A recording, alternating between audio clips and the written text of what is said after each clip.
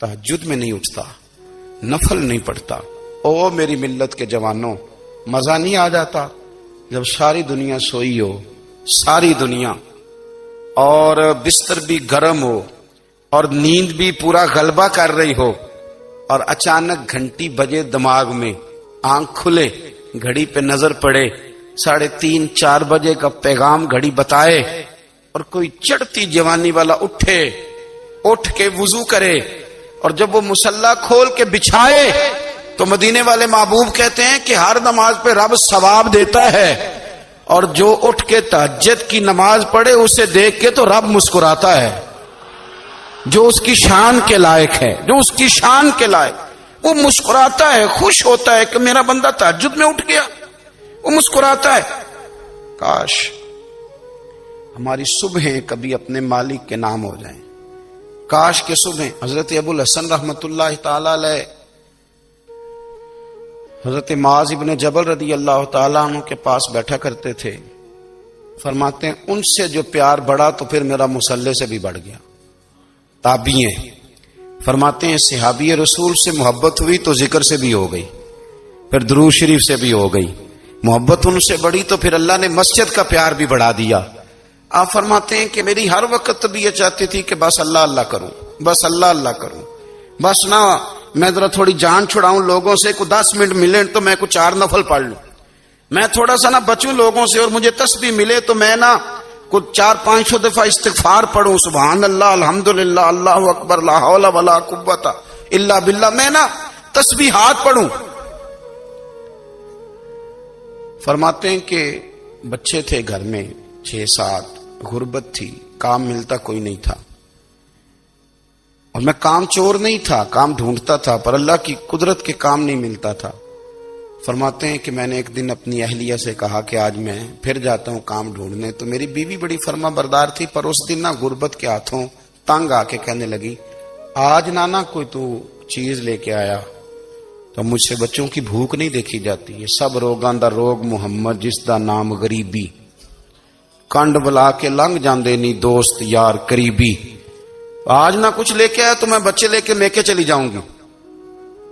شیخ فرماتے ہیں کہ میں بڑا پریشان گھر سے نکلا، پر میں نے صبح سے لے کے زور تک کام ڈھونڈا، کام ملا کوئی نہیں، تو میرے دل میں خیال آیا چلو کام نہیں ملتا تو اللہ اللہ تو کرے نا، چلو بندوں کی مزدوری نہیں ملتی تو رب کریم کی عبادت ہی کرتے ہیں۔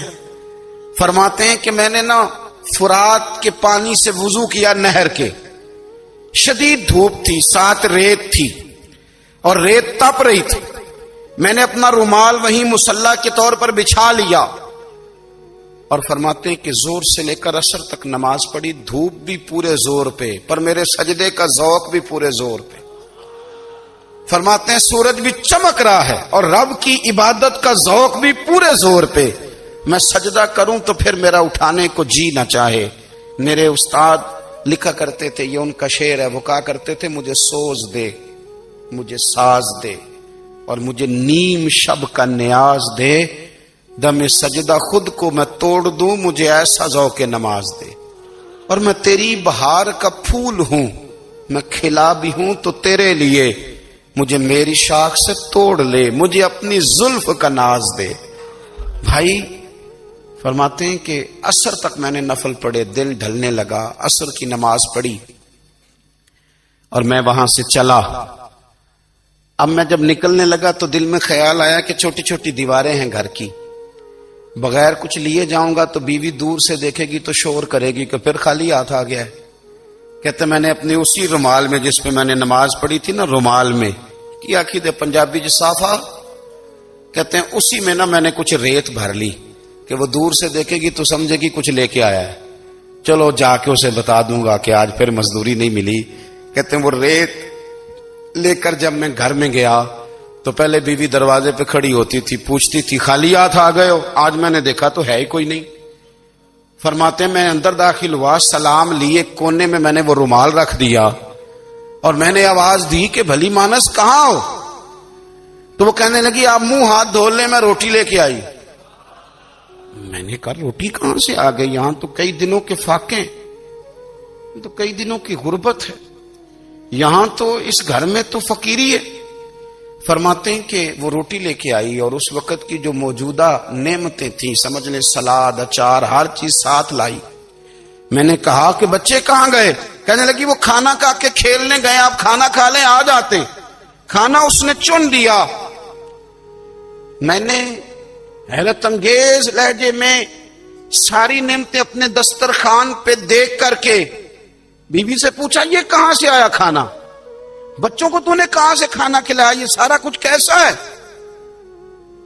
کہنے لگی پتہ نہیں آج آپ کس کریم کی مزدوری کرنے چلے گئے تھے، پتہ نہیں کس کریم کی. میرے گھر میں تو اتنی نعمتیں آئی ہیں کہ مجھ سے سنبھالی نہیں جا رہی.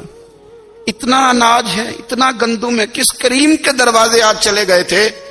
یہ کہتے کہتے وہ اٹھی اور اٹھ کر کے کہنے لگی پہلے بڑا کچھ آیا تھا، اب کیا لے آئے ہو؟ اور جا کر کے نا اس نے وہ ریت والا رومال کھولا. کہنے لگے میں تو لے کے آیا تھا ریت، تو میرے رب نے اسے بھی سونے اور ہیرے بنا دیا تھا. جب آپ کی توجہ اللہ کی جانی، میرے نبی پاک صلی اللہ تعالی علیہ وسلم نے فرمایا ہر چیز اپنے رب سے مانگ، ہر چیز مانگ، ہر چیز مانگ. یا رسول اللہ کیا کچھ؟ میرے محبوب نے فرمایا تیرے گھر میں نمک بھی ختم ہو جائے تو وہ بھی اپنے رب سے مانگا کر. تو مانگنا وہ تجھے دے گا، تو اس کی بارگاہ میں کشکول طلب دراز تو کرنا. اور ترمذی شریف میں عجیب لفظ ہیں، رسول کائنات نے فرمایا، رب کریم فرماتے ہیں جب میرا بندہ ہاتھ اٹھاتا ہے نا تو مجھے حیا آتی ہے کہ میں خالی کیسے لوٹا دوں اس کے. اتنے بڑے بادشاہ کی بارگاہ میں. او بھائی، لوگوں سے عزتیں تلاش کرتے ہو تو وہ کیا تمہیں عزت دیں گے؟ وہ تو کل اچھا کہتے ہیں پرسوں برا کہنے لگ جاتے ہیں. لوگوں کے سامنے گڈ بک میں آنا چاہو گے تو وہ تو سویرے تمہارے بارے میں کچھ کہیں گے، شام کچھ اور کہیں گے. اپنی روحانی زندگی آباد کریں، اپنے مسلح کو وقت دیں، اور دنیا سے چھپ کر اس موبائل کو بند کر کے اور اپنے آپ سے بھی چھپ کے اور تنہا ہو کے چھپا کے سارا کچھ اپنے آنسو اپنے رب کی بارگاہ میں پیش کریں، اس کے حضور حاضری دیں. سنو نا ترمذی کی حدیث اور اسے یاد رکھنا. نبی پاک علیہ السلام نے فرمایا اپنے دکھ لوگوں کے سامنے نہ بیان کرنا، سیٹھوں نوابوں کو نہ بتاتے پھرنا، دنیا داروں کے سامنے جا کے نہ رونا کہ میں تکلیف میں ہوں. فرمایا اگر دنیا داروں کو دکھ بتاؤ گے رب تمہیں کبھی غنی نہیں کرے گا. اور لوگ ہیں کہ الٹا مذاق اڑائیں گے. آپ کی جس سے بڑی پکی یاری ہے نا، پکی، وہ تب تک پکی ہے جب تک آپ نے 50,000 مانگا نہیں. اور جس وقت آپ نے کہہ دیا کہ میں مجبور ہوں میری مدد کر، تو پھر ختم ہو گئی دوستی. لوگوں کے تعلقات آپ کے ساتھ تب تک ہیں جب تک آپ ان سے کوئی ضرورت وابستہ نہیں کرتے. کریم محبوب فرمانے لگے بندوں کے سامنے دکھ نہ بیان کرنا، اللہ تجھے کبھی غنی نہیں کرے گا. تو اپنے دکھ اپنے رب کو بتا، تو دعائیں مانگ، تو اس کی بارگاہ میں حاضر ہو، تو اس کے حضور عرض کر. فرمایا اپنے دکھ اپنے رب کو بتا، وہ جلدی کرے یا دیر سے کرے تجھے ساری دنیا سے بے نیاز کر دے گا، تجھے کسی کا محتاج نہیں رہنے دے گا. اپنے مسلح کو، اپنی دعاؤں. ایک بزرگ فرماتے ہیں میں نے دعا مانگنے کا طریقہ اپنی بیوی سے سیکھا. دعا مانگنے کا طریقہ اپنی، سیکھنے والے تو اپنے بچوں سے بھی سیکھ لیتے ہیں، سیکھنے والے تو ہر ایک سے سیکھتے ہیں. وہ کہتے ہیں میں نے دعا مانگنے کا سلیقہ اپنی بیوی سے سیکھا ہے. حضرت وہ کس طرح؟ فرمانے لگے میری بیوی نے نا مجھے کوئی کام بتایا، کچھ پیسوں کی ضرورت کے لیے کہا، تو میں نے اسے کہا کہ بھئی ابھی میرے پاس نہیں ہے، کچھ دنوں میں آتے ہیں تو میں دے دوں گا. عورتوں کی عادت ہوتی ہے وہ بار بار یاد کراتی ہیں. 2-4 دنوں کے بعد پھر اس نے کہا حضرت وہ میں نے کہا تھا کچھ پیسے، میں نے اسے کہا کہ ابھی میرے پاس نہیں ہے، کچھ دنوں میں ملتے ہیں تو میں تمہیں دے دوں گا. اس نے کچھ دنوں کے بعد پھر کہا حضور وہ میں نے کچھ پیسے کہے تھے. فرماتے میں نے ڈانٹ دیا، میں نے کہا کہ کیا تو روز مجھے شرمندہ کرتی ہے، کہا نا میرے پاس نہیں ہے، ہوں گے تو دے دوں گا، تو روز یاد کراتی ہے. فرماتے ہیں اس نے پہلے تو میری ڈانٹ کو سہا، پھر میرے سخت جملوں نے اس کی آنکھوں میں آنسو پیدا کر دیے، پھر اس نے اپنے آنچل میں اپنے اس دکھ کو سمیٹا، اور پھر اس نے ایک جملہ کہا تو میں رو پڑا اور مجھے اپنے رب سے مانگنے کا طریقہ آ گیا. مجھے کہنے لگی حضرت جی آپ نے ڈانٹ دیا میں نے سہ لیا، پر آپ ہی میرے شوہر ہیں، بتائیں نا آپ سے نہ کہوں تو میں کس سے جا کے کہوں. فرماتے ہیں میں رو پڑا اور میں کھل کے رویا. اور میں تڑپ کے رویا اور پھر میری سسکیاں بند گئیں. تو مجھے کہنے لگی آپ کو کیا ہوا؟ میں نے کہا مجھے بھی دعا مانگنی آ گئی ہے. جب میں اسے کہوں گا نا اللہ تو ہی میرا رب ہے، میں تجھ سے نہ کہوں تو میں کس سے جا کے کہوں؟ میں کیوں کسی بندے سے سوال کروں؟ میں کیوں کسی دنیا دار سے کہوں؟ میں تیرے بندوں کا، نیک بندوں کا وسیلہ لے کے، تیرے محبوب کی غلامی لے کے تیری بارگاہ میں آیا، تجھ سے نہ مانگوں تو کس سے مانگوں؟ سمجھ آ گئی ہے. جب میں اس رنگ میں مانگوں گا تو پھر رب میرے اوپر بڑا ہی فضل فرمائے گا، وہ میرے اوپر بڑی رحمت کرے گا، وہ میرے لیے آسانیاں کرے. عزیز دوستو، ہم اس طرح کرنے لگ گئے ہیں کہ ہم نے نا اپنے تعلقات پر اعتماد کرنا شروع کر دیا ہے. میرے تعلقات بہت ہیں. ہم نے اپنی دولت پر اعتماد کرنا شروع کر دیا ہے. میرے پاس دولت بہت ہے. ہم نے اپنے علم پر، اپنی شہرت پر اعتماد کرنا شروع کر دیا ہے کہ میرے پاس فلاں چیز بہت ہے. یاد رکھنا، جب بے نیاز اپنی صفت بے نیازی دکھاتا ہے تو بڑی بڑی دولتوں والے مجبور نظر آتے ہیں. بھائیو، جب انسان کا رشتہ اپنے مالک کے ساتھ ہوتا ہے پھر تو غم بھی کچھ نہیں کہتے، پریشانیاں بھی کچھ نہیں کہتی، پھر تو زندگی صبر والی، پھر تو زندگی توکل والی، پھر تو زندگی بھروسے والی. پھر انسان اپنے آپ کو رسوا نہیں کرتا. دنیا داروں سے امیدیں اس کی ختم ہو جاتی، امیدیں اللہ رسول سے لگا لیتا ہے، مضبوط ہو جاتا ہے، مضبوط، طاقتور ہو جاتا ہے، خوددار ہو جاتا ہے، باوقار، باعزت ہو جاتا ہے. حضرت بہلول دانا رحمت اللہ علیہ بیٹھے تھے تو ہارون رشید حج کر کے آ رہا تھا. تو رستے میں حضرت شیخ سے ملاقات ہو گئی تو السلام علیکم کے بعد کہنے لگا حضور کوئی حکم ہو تو بتائیے گا. تو حضرت بہلول دانا فرمانے لگے تیرا رب کون ہے؟ اس نے کہا اللہ. تو فرمایا میرا کون ہے؟ کہا اللہ. فرمانے لگے تو بڑا ہی بیوقوف ہے، کیا تو یہ سمجھتا ہے کہ رب ہارون رشید کو تو دے گا اور بہلول دانا کو بھول جائے گا؟ تیرا بھی وہی رب ہے، میرا بھی وہی رب ہے. اس نے اگر تجھے دے کے آزمایا ہے تو ہو سکتا ہے مجھے نہ دے کے آزما رہا ہو. جب اس کی حکمت کے تقاضے ہوں گے تو عطا کرے گا اور دے گا. تو جا اپنا کام کر. بھائی، اپنی روحانی زندگی، اپنی عبادات، اپنے وظائف، اپنے روزمرہ کے معاملات، اپنی دعائیں، اپنا استغفار. دیکھو کوئی مشکل کام تو نہیں 2 رکوع ہیں سورہ واقعہ کے اگر رات کو پڑھ لی جائے تو. میں کس طرح یہ بات بیان کروں کہ تعویذ بانٹنا آسان ہے اور وظیفہ بتانا مشکل ہے. سارا دن تعویذ بانٹیں تو لوگ لینے کو تیار ہیں، اور اگر آپ وظیفہ بتائیں تو کہتے ہیں تو مشکل کام ہے. او خدا کے بندے، اگر آپ کا تعلق قرآن پاک کے ساتھ مضبوط ہو، قرآن پاک کے ساتھ اگر آپ کا رشتہ ہو، لوگ سفارشیں ڈھونڈتے ہیں نا دنیا میں، کوئی تعلق مل جائے تو میرا کام ہو جائے. دنیا میں اتنا مشکل معاملہ ہے، آخرت میں مجھے بتائیے گا کتنا مشکل معاملہ ہوگا. میرے نبی پاک صلی اللہ تعالی علیہ وسلم نے فرمایا جو لوگ سورہ ملک پڑھا کرتے تھے نا، سورہ ملک، یہ سورت ملک قیامت میں ان کی سفارش کرے گی اور اس طرح کرے گی کہ کہے گی اے اللہ یہاں اس بندے کو جنت میں داخل کر دے یا مجھے قرآن پاک سے علیحدہ کر دے. تو رب فرمائے گا جا اس کا دامن تھام کے اسے جنت تک پہنچایا. آپ بات کو سمجھیں، جب آپ کے تعلقات اپنے معاملات کے ساتھ مضبوط ہوں گے. یہ نبی کریم نے وعدہ کیا ہے کہ تو سورت واقعہ پڑھ تیرے گھر میں فاقہ نہیں آئے گا. حضرت عبداللہ ابن مسعود رضی اللہ تعالیٰ عنہ بیمار تھے تو حضرت عثمان غنی رضی اللہ تعالیٰ عنہ تیمارداری کے لیے تشریف لے گئے اور جا کر کے کہا کہ آپ بڑے بیمار ہیں، آپ کی بیٹیاں زیادہ ہیں، میں چاہتا ہوں کہ خزانے میں سے کچھ مدد کروں. تو سیدنا عبداللہ ابن مسعود رضی اللہ تعالیٰ عنہ اٹھ کے بیٹھ گئے اور کہنے لگے امیر المومنین، اللہ آپ کو میری طرف سے، میری بیٹیوں کی طرف سے بہتر صلہ دے. میری بیٹیوں کو کسی خزانے کی ضرورت نہیں، میں نے انہیں خزانہ دے دیا ہے. کہا جناب آپ نے کون سا خزانہ دیا ہے، میں آپ کے مالی معاملات کو جانتا ہوں. تو فرمانے لگے امیر المومنین، میرے نبی کریم نے فرمایا ہے جو سورت واقعہ پڑھے اسے کبھی فاقہ نہیں آتا. میں نے بیٹیوں کو یاد کرا دی ہے، یہ خزانہ میں نے انہیں دے دیا ہے. وہ سارے والدین سنیں جو بیٹیوں کے لیے پریشان رہتے ہیں. حضرت عبداللہ ابن مسعود نصیحت کر رہے ہیں، فرمانے لگے میں نے سورت واقعہ یاد بھی کرا دی ہے، پڑھنے کی عادت بھی ڈال دی ہے. حضور نے فرمایا ہے جو سورت واقعہ پڑھے اسے فاقہ نہیں آتا. کہنے لگے چاند تو اپنی جگہ چھوڑ سکتا ہے، سورج گر سکتا ہے، تارے ٹوٹ سکتے ہیں، پر مدینے والے رسول کی بات غلط نہیں ہو سکتی. حضور نے فرمایا فاقہ نہیں آئے گا تو انشاءاللہ کبھی بھی نہیں آئے گا. کرنے کا کام یہ ہے کہ ہم اپنے معاملات، اپنی عبادات، اپنی دعائیں کبھی 10 منٹ عادت ہو جائے نا دعا مانگنے کی علیحدہ سے رات کو. حضور نے فرمایا جو فرض نماز کے بعد دعا مانگے اللہ اس کی قبول کر لیتا ہے. نبی پاک صلی اللہ تعالی علیہ وسلم نے فرمایا اللہ مسافر کی دعا قبول فرماتا ہے. حضور نے فرمایا اللہ مظلوم کی دعا قبول فرماتا ہے. حضور نے فرمایا بیمار سے دعا کراؤ اللہ اس کی دعا قبول فرماتا ہے.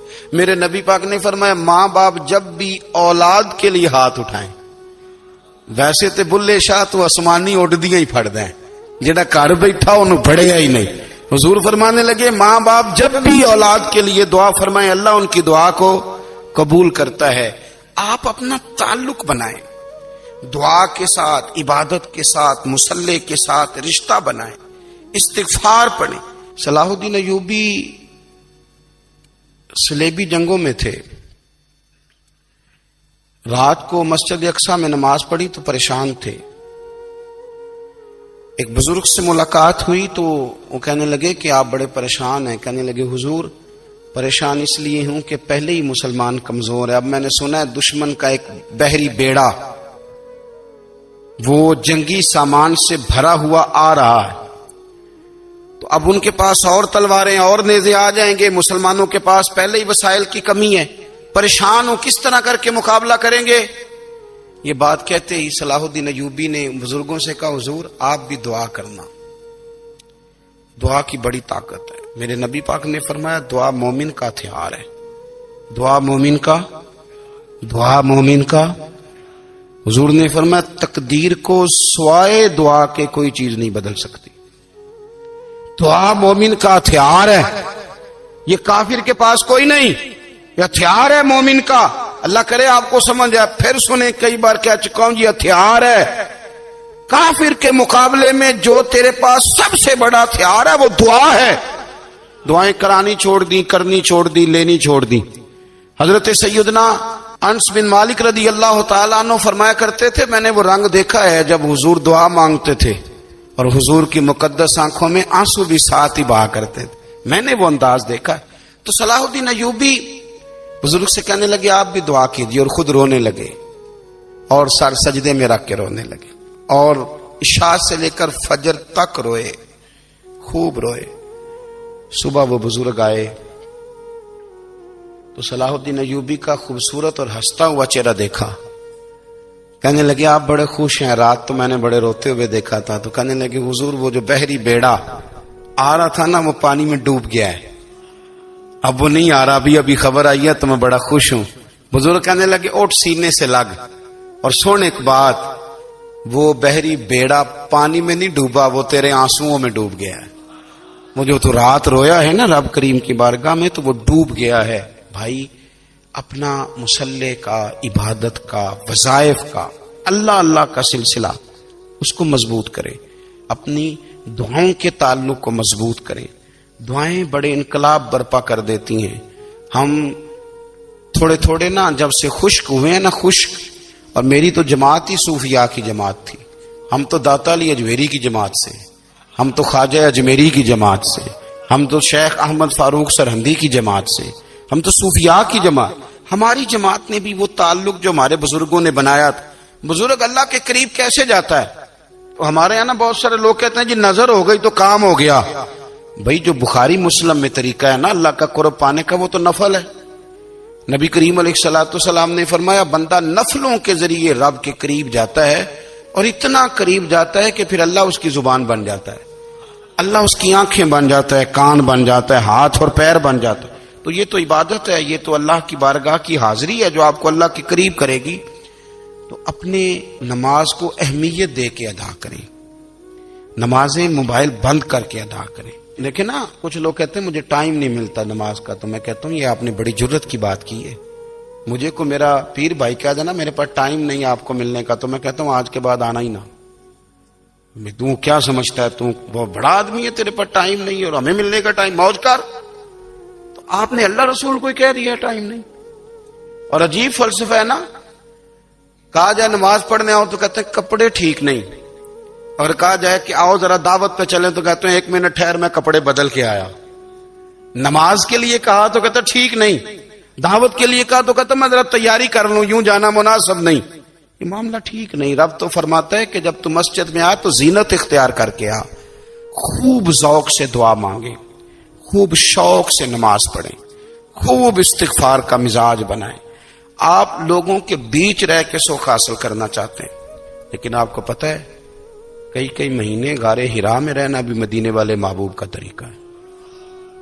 ہر سال اعتکاف بیٹھنا الگ سے، یہ بھی حضور کا طریقہ ہے. مسجد نبوی کے اندر دروازہ کھلتا تھا نبی کریم کا، پر گھر کے اندر نفل پڑے نبی پاک. اور حضور فرماتے ہیں کچھ نفل نماز گھر میں بھی پڑھا کرو، گھر کو قبرستان نہ بناؤ. ہمارا گھر اللہ کے ذکر سے آباد ہوگا. اگر ہم نماز پڑھیں گے نا، میں جب سنت پڑھنے کے لیے گھر میں کھڑا ہوتا ہوں تو میرا جو 2.5-3 سال کا بیٹا ہے نا، وہ بھی میرے ساتھ نماز پڑھنی شروع کر دے. اسے پتہ کوئی نہیں نماز کیا ہوتی ہے، لیکن وہ بھی نا سجدہ نہ بھی کرنا ہے تو ساتھ لیٹ ضرور جاتا ہے. پتہ چلا بچے لیکچر دینے سے نماز نہیں پڑھتے، نماز شروع کر دیں تو بچے بھی شروع کر دیتے ہیں. ہم جب پریشان ہوتے ہیں تو لیکچر دیتے ہیں، تو لیکچر تو باہر شاید چل جائے، گھر میں کیسے چلے گا؟ گھر میں تو عمل چلے گا. تو میرے عزیز، آج کے اس روحانی اجتماع میں ہمارے دوستوں نے جو محنت کی، ہم نے بار بار اپنی نیت سے پوچھا خدا ہمیں معاف کرے اگر کوئی ذاتی شہرت ہے، کوئی ہمارے ذاتی مفادات ہیں، رب ہمیں ہدایت دے. ہماری یہ خواہش تھی کہ روحانی اجتماع ہمیں تھوڑا سا اللہ اور اس کے رسول کے جانب مائل کرے، کچھ ہمارا رشتہ مصلی کے ساتھ مضبوط کرے.